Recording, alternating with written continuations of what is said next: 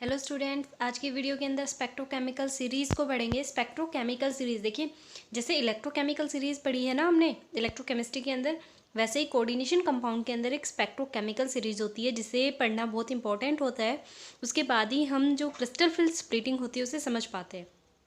तो देखिए यहाँ पर the arrangement of ligands in order of their CFSE यानी क्रिस्टल फील्ड स्प्लिटिंग या स्टेबलाइजेशन एनर्जी, जिसे डेल जीरो से रिप्रेजेंट कर रहे हैं हम या डेल नोट भी कह सकते हैं, values is known as spectrochemical series. यानी ये लिगेंड्स का अरेंजमेंट होता है according to their CFSE energy. जो CFSE वैल्यूज़ होती हैं उनके अकॉर्डिंग या तो इंक्रीजिंग ऑर्डर के अंदर या डिक्रीजिंग ऑर्डर के अंदर जब भी हम लिगेंड्स को अरेंज करते हैं तो सीरीज़ को किस नाम से जाना जाता है? स्पेक्ट्रोकेमिकल सीरीज़ के नाम से जाना जाता है। जैसे देखिए यहाँ पे मैं कुछ एक लिगेंड्स लिख रही हूँ, I negative, Br negative, S2 negative, Cl, ठीक है, OH, C2O4 2 negative, H2O, En, NO2, Cn negative, CO, और आप यहाँ पर लिख सकते हैं NH3 भी, काफ़ी ज़्यादा यूज़ में लेते हैं हम तो NH3 भी लिख देते हैं। तो इस सीरीज़ के अंदर जब हम इस डायरेक्शन के अंदर मूव करेंगे, ओके, इस डायरेक्शन के अंदर जब हम मूव कर रहे हैं तो डेल नोट की जो वैल्यू है वो इंक्रीज़ होती जा रही है। यानी CFSE की वैल्यू क्या हो रही है? इंक्रीज़ हो रही है। ऐसे लिगेंड्स जिनकी वैल्यू हाईएस्ट है उन्हें बोला जाता है स्ट्रॉन्ग फील्ड लिगेंड्स। ओके, ऐसी लिगेंड्स जिनकी वैल्यू सबसे ज़्यादा हाई है CFSE की उन्हें क्या बोला जाता है? Strong field ligand. और जिनकी वैल्यू सबसे लो है उन्हें बोला जाता है वीक फील्ड लिगेंड। उन्हें क्या बोला जाता है? वीक फील्ड लिगेंड्स के नाम से जाना जाता है। यानी इस डायरेक्शन के अंदर जो एनर्जी है वो क्या होती जा रही है CFSE की? वो बढ़ती जा रही है। ठीक है, इस तरीके से। तो ये कौन से हो गए? वीक फील्ड लिगेंड, और ये कौन से हो गए? Strong field ligand. तो इस डायरेक्शन के अंदर एनर्जी इंक्रीज हो रही है, यानी दो तरीके की एनर्जी आ गई, स्ट्रॉन्ग फील्ड और वीक फील्ड। अब देखिए स्ट्रॉन्ग फील्ड और वीक फील्ड होते क्या है, इसके बाद हम एक बार एनर्जी भी क्या काउंट करेंगे। जो लिगेंड्स हैं, आपने क्या कह दिया यहाँ पर? CFSE एनर्जी के अकॉर्डिंग, CFSE वैल्यूज़ के अकॉर्डिंग ये दो तरीके के होते हैं, वीक फील्ड लिगेंड और दूसरे कौन से होते हैं? Strong field ligand. Strong field ligands.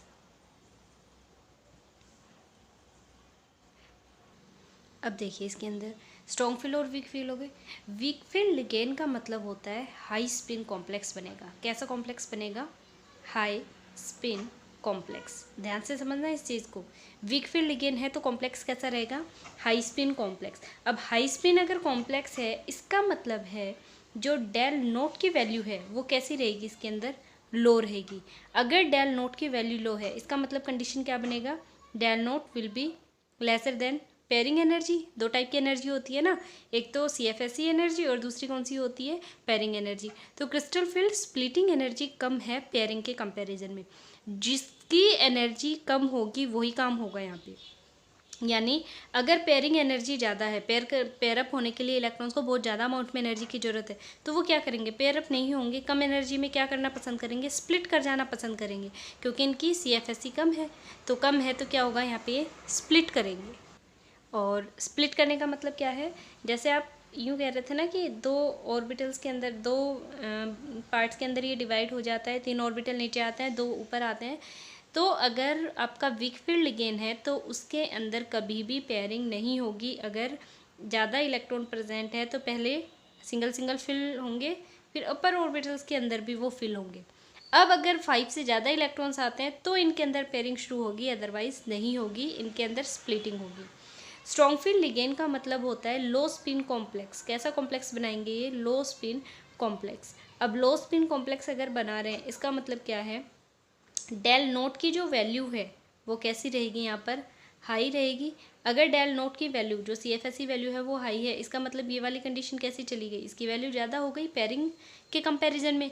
यानी कौन सी एनर्जी कम है अब यहाँ पे? पेयरिंग एनर्जी कम है। और जो चीज़ कम होगी वो ही काम होगा। ज़्यादा एनर्जी देने की बजाय कम एनर्जी के अंदर ही ये अपना गुजारा करना पसंद करेंगे। तो यहाँ पर अगर 5 इलेक्ट्रॉन प्रेजेंट हैं तो 1 2 3 4 और 5, यानी अपर जो आपके 2 ऑर्बिटल बच गए उनके अंदर कभी भी इलेक्ट्रॉन नहीं जाएगा, वो यहीं पे क्या होगा, पेयर अप होना शुरू करेगा। क्योंकि यहाँ पे कौन सी एनर्जी कम है, पेयरिंग। जो एनर्जी कम होगी वो काम होगा।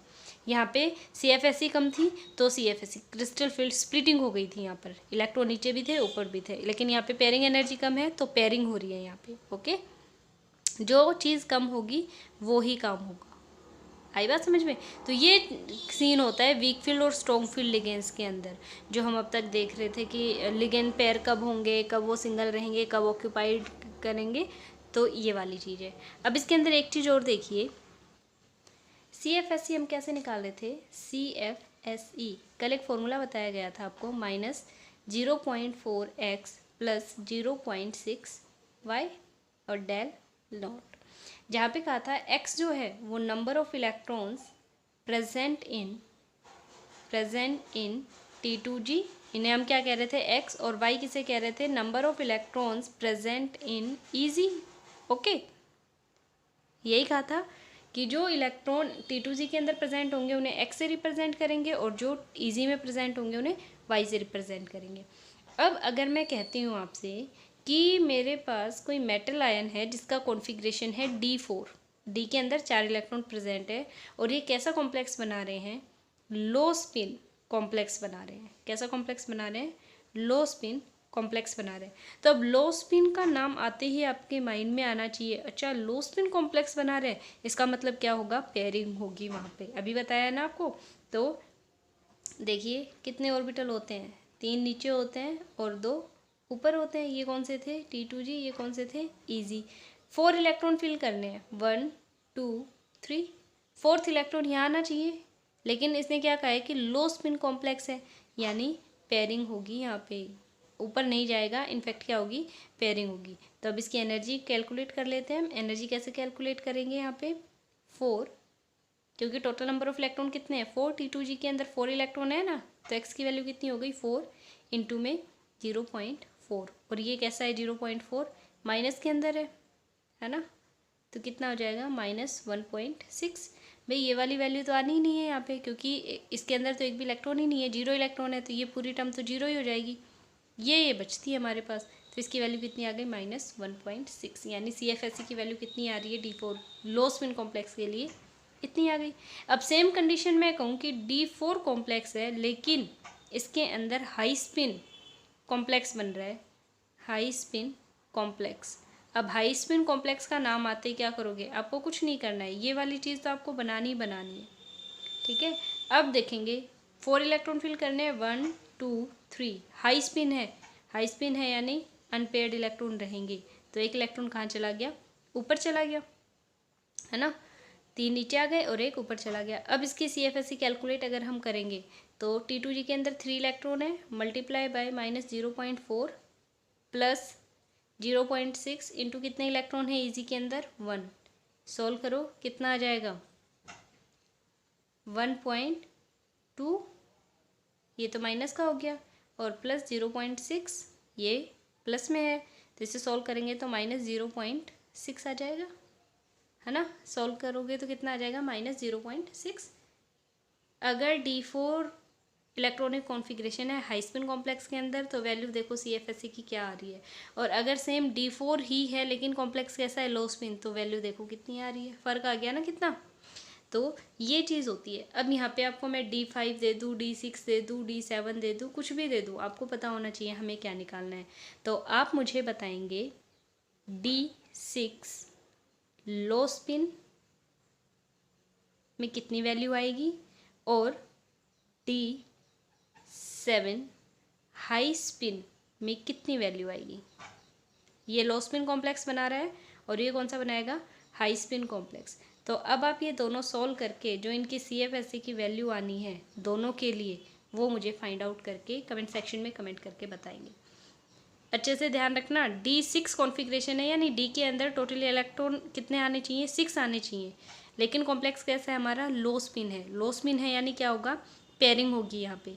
D7 यानी डी के अंदर कितने इलेक्ट्रॉन है 7, लेकिन कॉम्प्लेक्स कैसा है हमारे यहाँ पे हाई स्पिन कॉम्प्लेक्स है, तो पेयरिंग होगी या नहीं होगी। अब 7 इलेक्ट्रॉन है यहाँ पे, तो ध्यान रखना, क्योंकि अनपेयर्ड इलेक्ट्रॉन तो हम 5 ही दिखा सकते हैं, उसके बाद तो पेयरिंग भी शुरू होगी इसमें। तो इन दोनों के आंसर आप मुझे कमेंट सेक्शन में कमेंट करके बताएंगे।